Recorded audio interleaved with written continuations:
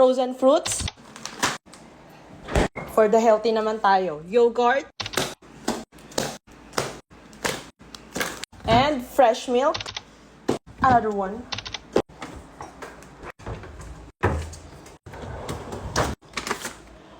Rolled oats. Granola kineme root. Kineme root.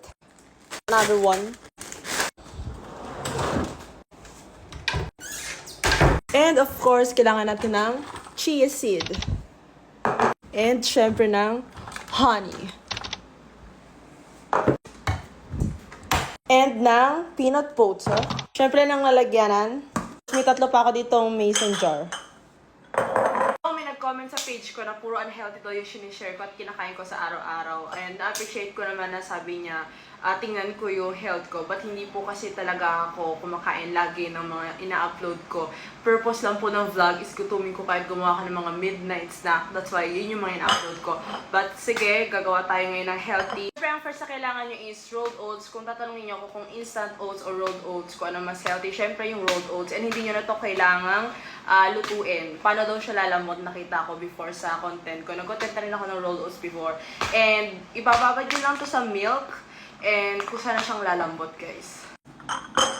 So guys, 1/4 cup lang ilalagay ko kasi marami pa tayong ilalagay dito. So ayaw naman natin masayang yung overnight oats. Kaya kalmahan nyo lang yung paglalagay. Ito guys, mabibili nyo to sa supermarket, kung saan-saan. Hala, nagtapon na tayo. So kada isang mason jar is maglalagay tayo ng 1 kutsara na chia seed. Ayan.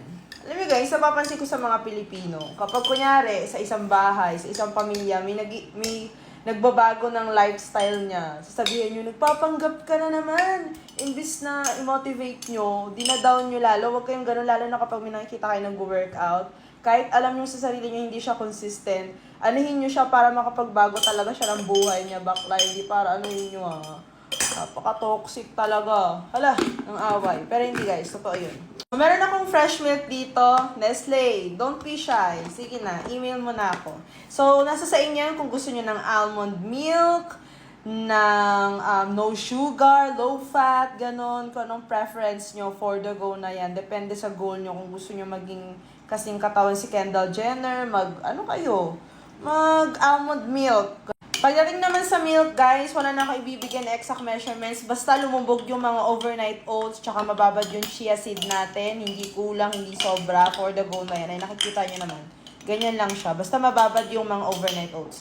Next step naman is yogurt. Ito guys, meron tayo dito iba't ibang klaseng yogurt. Yung original, syempre, yung mango, and meron din tayong strawberry. So, ito lang yung mga binili namin ni Mama. Kasi naman din sa yogurt guys, ganun din. Kung anong preference nyo, kung gusto nyo Greek yogurt, ganun, for the sexy talaga ang atake mo. So, preference yan. So, next flavor naman is mango. Ito, favorite ko to guys. Tikman nyo itong yogurt na to. Promise, sobrang sarap. Nestle! Oh, nakailang ka na sa akin Alam mo nang gagawin. Siyempre, wag natin kakalimutan yung original. Yan tayo Mahilig tayo sa mga ibang flavor. Yung original, ayaw nyo na. Hala! Ibang ano na ata yan.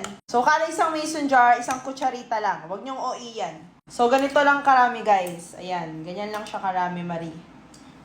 Ang next naman is ito, organic honey. Pero kung wala kayong mabili ng organic honey, kahit anong brand ng honey, for the go na yan. And, ontian nyo lang yung lagay. Siyempre, for the healthy, ayaw nyo na sobrang tamis. Sobrang tamis. Tapos guys, ito, dala pa to ng mamita ko. Galing Japan, yung mga granola kineme root. So, maglalagay tayo nito guys. 1/4 lang din yung ilalagay natin para hindi OA. Ayan. Perfect. Nagkalat. Ayan guys, finally, okay na yung ating overnight oats. Tingnan nyo, sobrang konti lang ng mga nilagay natin pero ganyan na siya karami, diba? So, wag nyong masyadong damihan yung overnight oats o yung rolled oats nyo para sakto lang siya, para maubos nyo siya guys. So, tatakpan lang natin to, ilalagay natin to sa ref, hindi sa freezer, baka maging ice cream yan. Tapos bukas, almusalin natin to. Ngayon naman, maglalagay tayo ng fresh fruits. Ito naman yung ibang batch ng overnight oats natin. So, ang gagamitin kong yogurt dito is puro original lang. Walang flavor. Yung kanina kasi may flavor. Ito naman, wala kasi guys, meron tayong frozen fruits. Tapos maglalagay din tayo ng granola. So, ayan guys, tatakpan lang natin to. Tapos, pwede na natin tong ilagay sa ref. And then, after 665 point, divided by 2, divided by 3, pwede na natin tong kainin. O, diba? Sobrang easy lang gawin, but healthy. So, ano pang hinihintay nyo guys? Gumawa na rin kayo ng overnight oats. I-try nyo tong recipe ko. Super sarap and easy lang.